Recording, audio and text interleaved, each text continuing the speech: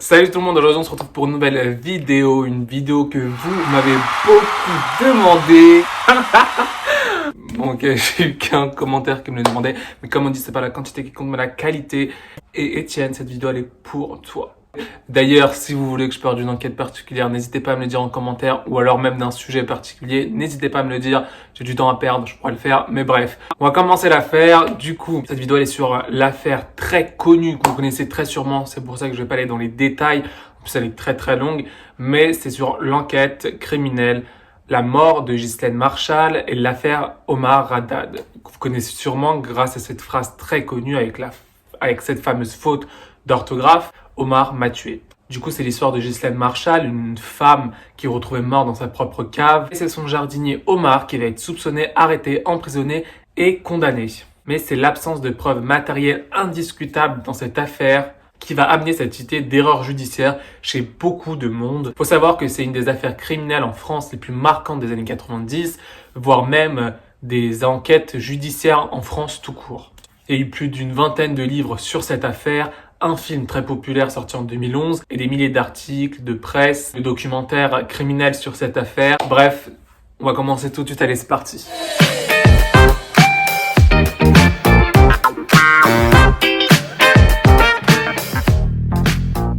Alors Ghislaine Marchal, c'est une femme qui vient d'un milieu assez aisé, très riche. Sa sœur, c'est une ancienne magistrat qui elle-même est mariée à un homme en droit et qui est très important. Elle se retrouve donc veuve fortunée parce que même son mari était assez aisé. Et en plus de ça, c'est une personne assez importante étant donné qu'elle vient d'une famille. C'est plus l'industrie, je crois que c'était une industrie dans l'automobile. En tout cas, elle vient d'une famille très influente en France. C'est donc une veuve et en fait, elle va se balader entre sa maison principale en Suisse et sa villa qui se trouve à côté de Cannes. On se retrouve donc le 23 juin 1991, qui sera le dernier jour où quelqu'un a pu parler avec Ghislaine Marchal. Et ce sera son amie Erika avec qui elle parle au téléphone aux alentours de 11h40, 11h50. Et elles vont parler justement de leur déjeuner ensemble le lendemain. Suite à cet appel, plus personne va avoir de nouvelles de Ghislaine. Certains amis vont même passer chez elle ce jour-là, si je me trompe pas. Et en fait, ils vont pas avoir de réponse, mais ils vont pas s'inquiéter plus que ça. On arrive le 24 juin 1991. Là, Erika arrive chez Ghislaine et ne reçoit aucun retour à ses appels téléphoniques et lorsqu'elle appuie à sa sonnette. Elle commence à s'inquiéter et avec deux amis, elles vont en fait appeler la sécurité de la résidence qui va rentrer chez elle et ne trouveront aucune trace de Ghislaine. Et ils vont même remarquer que son lit est défait comme si elle s'était levée puis qu'elle avait disparu. Et puis le soir vient, la gendarmerie est appelée, la gendarmerie arrive sur les lieux, vérifie tout partout et vont même aller là où en fait ses amis ne sont pas partis, la sécurité n'est pas partie, c'est-à-dire la cave. La gendarmerie va avoir du mal à ouvrir la porte de la cave. Ils vont forcer, ils vont commencer à l'entrouvrir et ils vont voir qu'un lit en fait pliable bloque l'entrée et ils vont pousser, puis une barre métallique vient bloquer à la porte. Bon, la gendarmerie va forcer, va réussir à ouvrir la porte. Ils vont rentrer et en fait sa cave, c'est pas comme une cave comme nous on a genre une pièce. Ça va être une grande cave. Et ils vont entrer, il y aura plusieurs portes. Et ils vont ouvrir une porte. Et ils vont découvrir le corps de Ghislaine Marchal. Sur cette porte va être écrit Omar m'a tué. Très mal écrit, mais tu comprends ce qui est écrit. Je vais vous mettre la photo ici. Et donc la police découvre le corps de Ghislaine Marchal. Ils vont quand même regarder dans les alentours de la cave. Et vont découvrir aussi une écriture sur une autre porte, celle de la cave à vin. Où là, cette fois-ci, je vais vous mettre ici, l'écriture est nette, précise, très propre, très lisible, d'Omar m'a tué. Mais hormis le corps, que je vais parler tout de suite après, il n'y a aucun autre indice dans cette cave. C'est-à-dire qu'il n'y a ni arme du crime, ni objet ou petit tissu, ou même des traces, un poil de quelqu'un dans cette cave. Je vais vous lire des parties de l'autopsie révélée du corps de Ghislaine Marchal, qui est quand même assez choquant, je trouve. Enfin, assez violent. Alors en fait, ça va être un mélange des premières constatations du médecin sur place le 24 juin et de l'autopsie du 28 juin de plusieurs médecins. Et ils vont révéler en fait 5 coups violents à la tête, décrits comme étant un coup pour asséner, pour tuer et non pour assommer. Une plaie en V à la gorge, 10 plaies au thorax et à l'abdomen, dont une provoquait une éventration et 3 ont transpercé la foie de part en part, 2 plaies derrière la cuisse gauche, dont l'une en fait a fait un filet de sang perpendiculaire au corps. C'est-à-dire qu'en gros, ça a coulé et que la victime est restée allongée. Sinon, ça aurait coulé tout droit et ça aurait fait ça aurait fait une goutte droite. Là, en fait, ça prouve que Ghislaine, lorsque ça a coulé, elle était allongée et pendant un long moment. Et d'autres blessures et fractures, que ce soit à la main ou dans d'autres parties du corps. Bref, le tueur a été très violent. Ça amène très souvent, c'est pas une quasi-certitude que le tueur a un rapport, a une relation, un lien avec la victime et un lien sentimental parce que normalement, si tu tues une personne que tu connais pas, tu vas pas autant t'acharner. Et du coup, la police se retrouve avec un corps, celui de Ghislaine Marchal, morte, brouée de coups, de blessures et avec comme seul indice, Omar m'a tué. La police va logiquement chercher un Omar dans son entourage et va tomber sur son jardinier Omar Haddad. Ils vont alors directement chercher à le joindre, mais ne vont pas le trouver. Ils vont le chercher comme s'il était en fuite, mais ils vont réussir à le trouver et la police va réussir à l'interroger. Durant ces interrogatoires, ils vont découvrir beaucoup de choses et avec une enquête à côté, notamment qu'Omar Haddad serait un peu accro au casino de Cannes et que ce serait un joueur invétéré. Ce qui va amener la raison du meurtre dans la version des policiers, c'est-à-dire l'argent. Omar donc est décrit comme un homme qui joue beaucoup, qui va beaucoup au casino, mais c'est un jardinier, il va pas beaucoup gagner d'argent. Et en fait, selon Liliane, la femme de ménage de Ghislaine Marchal, il demanderait parfois une avance sur son salaire. Donc la police va commencer en fait à voir un peu le scénario qui est qu'Omar Haddad aurait voulu une avance sur son salaire, mais que Ghislaine Marchal n'aurait pas accepté. Côté police, on commence à croire à cette version-là. Ils vont commencer donc à enquêter sur l'alibi d'Omar Haddad. Ce jour-là, il travaillait chez Francine, une autre femme chez qui il travaille. Donc en fait, il raconte qu'il a travaillé le 23 juin là-bas et qu'en gros, ça pose entre midi et 13h, l'heure à laquelle l'enquête situe le meurtre, c'est-à-dire entre midi et 13h le 23 juin. Il serait parti manger chez lui. Il dit également qu'il était parti chez une boulangerie ce midi-là. Le capitaine Georges Sancy va affirmer que Omar Haddad lui a montré la boulangerie Le Huche comme étant la boulangerie dans laquelle il est parti. Le capitaine va donc partir vérifier l'alibi si le boulanger se souvient d'Omar Haddad et non, il ne se souvient pas d'Omar Haddad. Personne va pouvoir attester avoir vu Omar Haddad ce midi-là, ce jour-là. La police va donc chronométrer en fait son trajet et va pouvoir faire un calcul comme quoi ça lui aurait pris 35 à 40 minutes pour pouvoir tuer Ghislaine Marchal et repartir travailler. Ce qui peut concorder avec sa pause pour manger. Omar Haddad ne va pas vraiment trouver d'alibi solide pour ce moment-là. Puis la police va trouver un ciseau dans ses affaires de jardinier chez Ghislaine Marchal qui pourrait correspondre à l'arme du crime. Puis l'indice principal que la police a, voire même le seul indice, c'est surtout la phrase Omar m'a tué, qui désigne clairement Omar Haddad pour la police. Mais bien évidemment, le doute sur la véracité que ce soit Ghislaine qui écrit cette phrase est dans la tête de tout le monde. C'est pourquoi ils vont faire appel à un graphologue qui va en fait attester que c'est bien Ghislaine Marchal qui a écrit cette phrase. Quant à la faute d'orthographe, la faute de conjugaison que Ghislaine Marchal a faite, du côté de la défense, on dit que c'est une personne qui faisait parfois, pas tout le temps, mais parfois des fautes, ça lui arrivait. On va même trouver des papiers qui disent que voilà, elle a fait déjà cette faute-là, ça arrive. Puis aussi le fait qu'elle est à la porte de la mort, que dans cette situation-là, tu vas pas forcément penser à bien écrire, à bien conjuguer. Faute de syntaxe de la part de ma sœur, je dis pas que c'était courant, mais enfin ça arrive. En plus de ça, les circonstances qui en soi est quand même un peu normal dans ce contexte-là. C'est alors que la police va présenter ce scénario lors du procès et dans son enquête, comme quoi ce jour-là, Omar Haddad serait venu chez Ghislaine Marchal lui demander une avance sur son salaire sans forcément penser à la tuer. Mais lorsqu'elle va refuser, ça va monter en lui une envie de la tuer. Ils vont dire qu'en gros, Ghislaine elle se retrouve dans la cave. Il part, mais en fait, Ghislaine n'est pas morte. Elle va se lever, elle va partir au fond de la cave, devant la porte de la cave à vin, va écrire « Omar m'a tué », va éteindre la lumière, va porter un lit de pliable, bloquer la porte avec ça, et va ensuite retourner dans la pièce dans laquelle elle est retrouvée, va essayer d'écrire Omar m'a tué, mais ne va pas réussir jusqu'au bout. C'est pour ça que l'écriture de cette phrase est beaucoup moins lisible que l'autre et serait morte suite à ça. L'histoire pourrait s'arrêter ici, parce qu'Omar Haddad est reconnu coupable lors du procès. Voilà, c'est lui, bam, bim, c'est fini, l'affaire elle est close.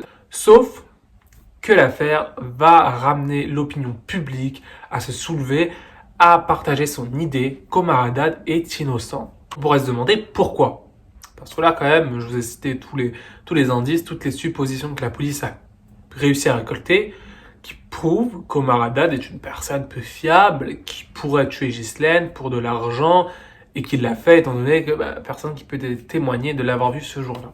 Bien évidemment, si c'était aussi simple, je vous aurais pas fait cette vidéo comme ça. Et aussi, pourquoi Jacques Chirac a décidé de le gracier partiellement, parce qu'il est gracié, il a été libéré, mais il est toujours reconnu comme étant coupable. Toujours lui qui est considéré comme étant le tueur de Ghislaine Marchal. Du coup, on va recommencer un peu du début, lorsqu'ils ont découvert Ghislaine Marchal, qu'ils ont soupçonné Omar, et qu'ils ont commencé à le chercher. Ils ont même déclaré à ce moment-là qu'il était en fuite, alors qu'en fait, Omar Haddad était chez sa belle famille à Toulon, parce que c'était l'Aïd.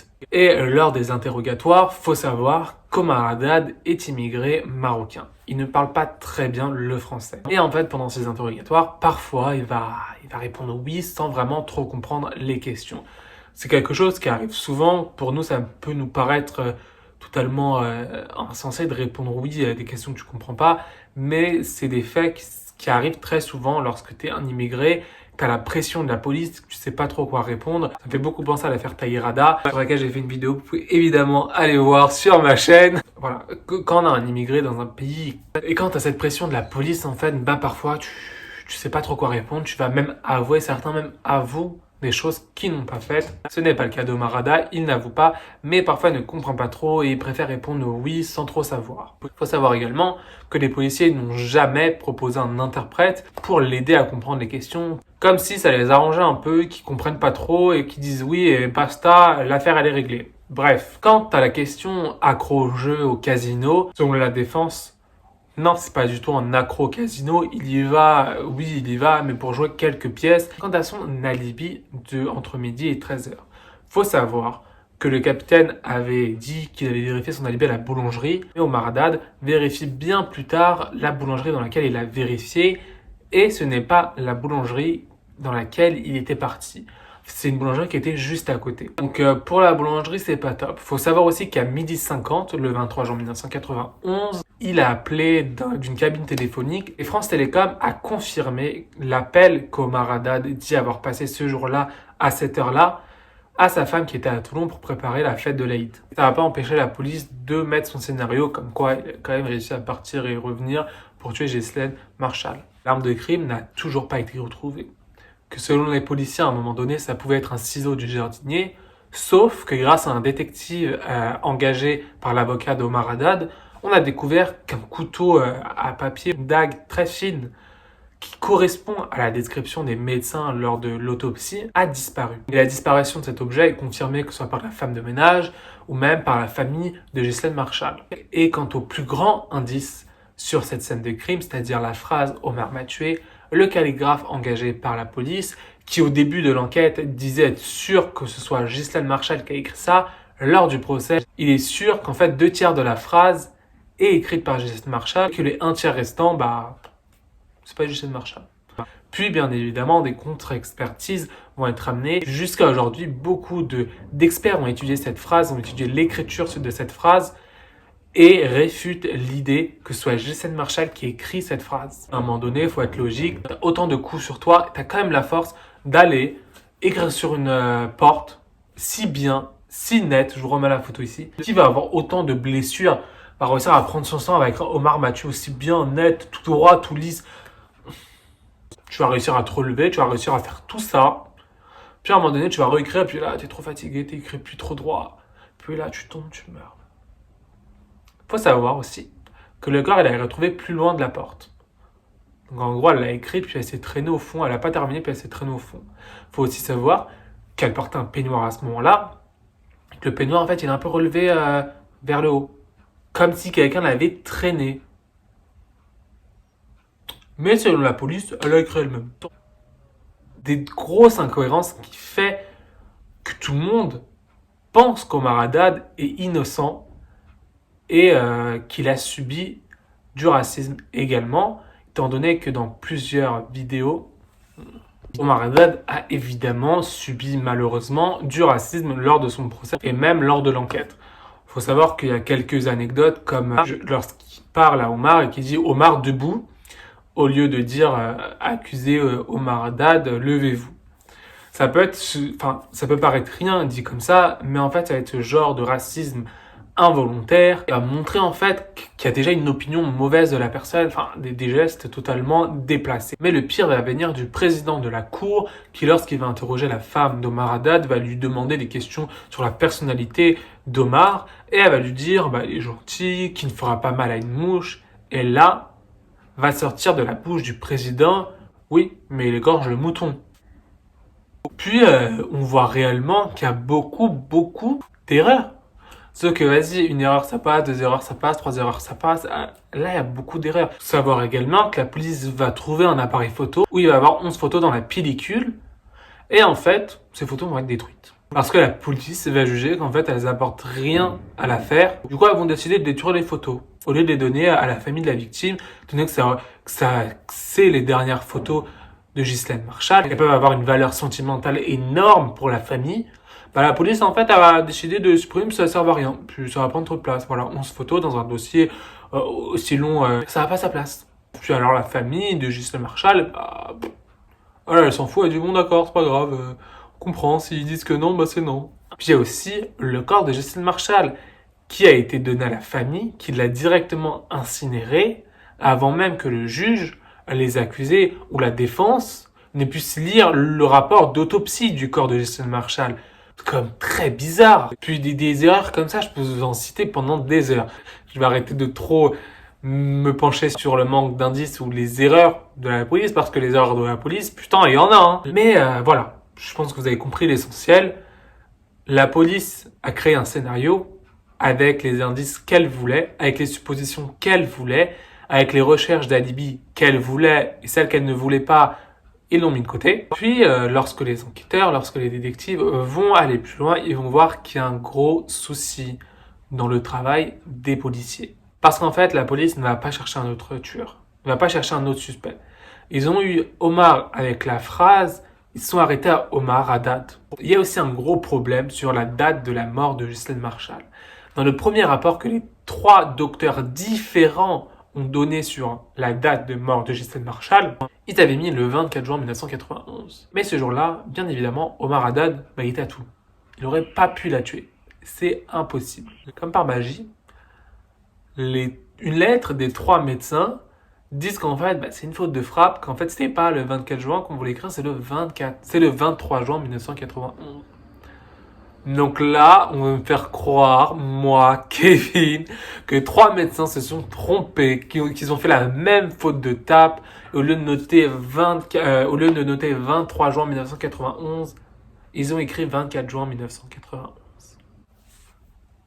Franchement, je sais même plus quoi dire tellement ça devient ridicule. Même chose pour la porte bloquée. Au début, on parlait que d'un lit pliable. Dans la première version des policiers, on parlait que d'un lit pliable derrière la porte. Et lorsque les enquêteurs ont réussi à démontrer que en fait, le lit pliable, tu peux réussir à le mettre en sortant de la cave. Ah, puis il y a une nouvelle version de la police qui dit qu'en fait, tu avais une barre de fer qui avait bloqué de ouf la porte et qu'en gros, c'est pas quelqu'un qui aurait pu la mettre.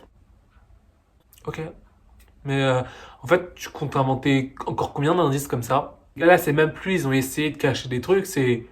Gars, t'inventes des trucs comme ça, genre fais-les bien au moins. Du coup, on peut se demander si c'est pas Omar Haddad, mais c'est qui? C'est qui? Et là, du coup, vient la possibilité que ce soit Liliane, la femme de ménage de Ghislaine Marchal. Vous allez me dire, mais qu'est-ce qu'elle fout là, elle?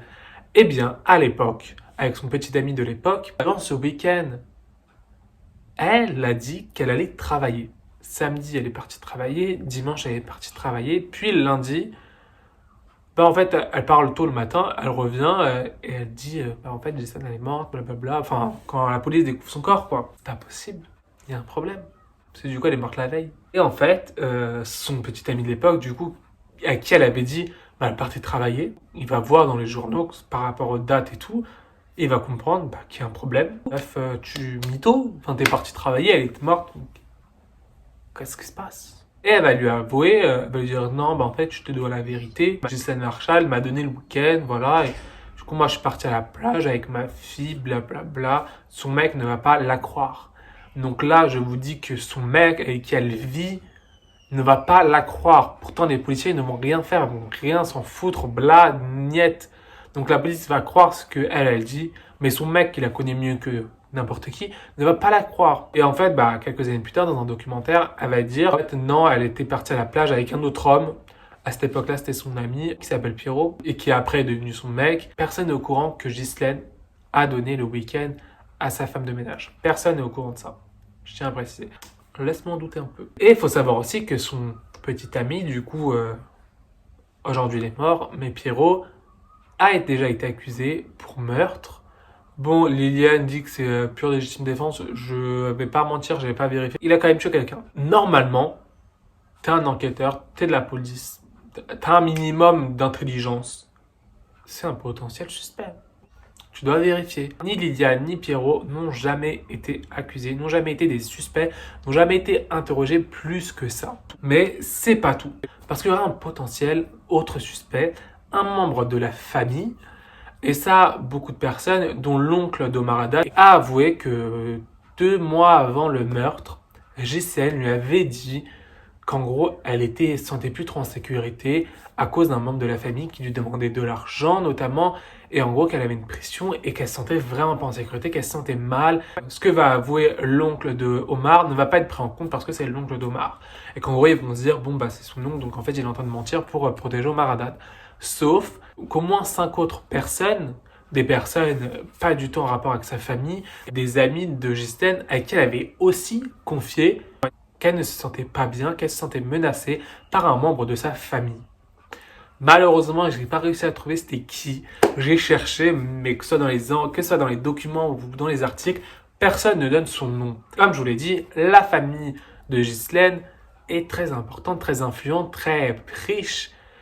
Et en fait, ça amène à penser, moi, clairement, je pense très fortement que ça peut être un meurtre fait par un membre de la famille de Ghislaine Marshall.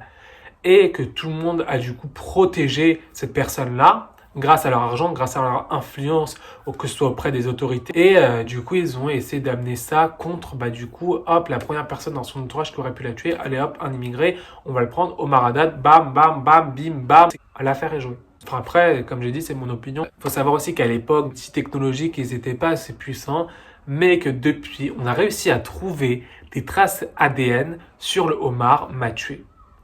Ça pourrait être un pas géant dans cette affaire. Après, on ne sait pas si c'est 4 personnes qui l'ont fait, si c'est juste de l'ADN qui est retrouvé indirectement là-bas.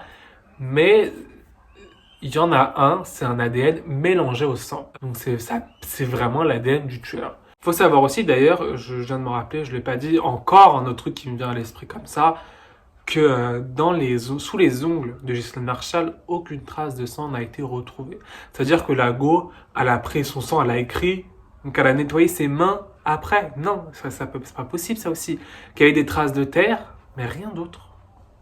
Parce qu'à un moment, il y avait même une théorie qui disait qu'en gros, les tueurs ou le tueur avait pu forcer Ghislaine Marshall à écrire. C'est pour ça que l'écriture correspondait à son écriture. Il n'y a même pas de traces de sang dans tous ses ongles. Quand même très problématique pour une personne qui a écrit « Omar m'a tué quand même ». Et 2 fois. Mais bon, bref. Et en fait, du coup, les avocats d'Omar Haddad qui luttent toujours pour qu'il soit innocenté, parce que comme je l'ai dit, il a été gracié, il n'est plus en prison, mais il est toujours reconnu comme étant coupable. Lutte notamment pour que la FNAC, en gros le répertoire des traces ADN en France, regarde avec sa banque de données, ça ne correspond pas à quelqu'un. Il y a 3 ans, ça a été démontré qu'une des traces ADN sur cette porte correspond à une personne présente dans leur banque de données.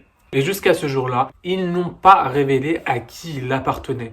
Pourquoi? Parce qu'apparemment, pour eux, ça n'a rien à voir, c'est pas une personne qui aurait pu tuer, donc ils l'ont enlevé. Parce que je veux que la qualité de mes vidéos soit bien. J'ai contacté une des avocates d'Omar Haddad, une très connue. Je lui ai envoyé un mail pour lui demander du coup, what's up, c'est quoi les news? Mais elle m'a pas répondu. They ask you how you are, you just have to say that you're fine when you're not really fine, but you just can't get into it because they would never understand.